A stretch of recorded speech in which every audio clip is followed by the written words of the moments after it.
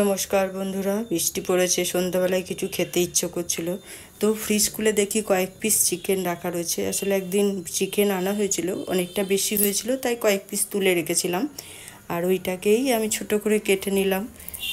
দেখুন, তারপর দিয়ে দিলাম ভিনেগার, স্বাদ মতো লবণ, হলুদ গুঁড়ো, জিরে গুঁড়ো, স্বাদ মতো মিষ্টি দিলাম, আর একটু লঙ্কার গুঁড়ো, আদা বাটা, রসুন বাটা দিয়ে খুব ভালো করে চিকেনটাকে আগে মেখে নিলাম। এরপর 2 চামচ বেসন, 1 চামচ কর্নফ্লাওয়ার, একটু জল দিয়ে মেখে নিচ্ছি।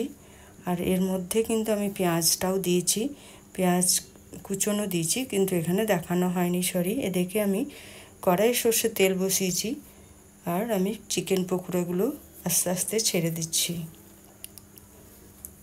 এভাবে আমি লাল লাল করে ভেজে তুলে নেব।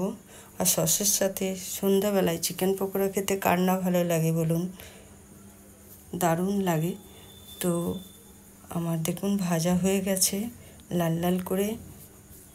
আর এটা মানে কম আছে, আস্তে আস্তে ভাজলে ভাজা হয় তাড়াতাড়ি।